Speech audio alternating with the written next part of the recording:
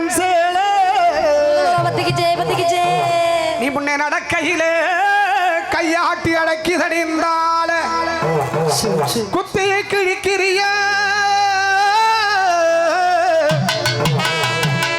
உன் கத்திபிடி பார்வையில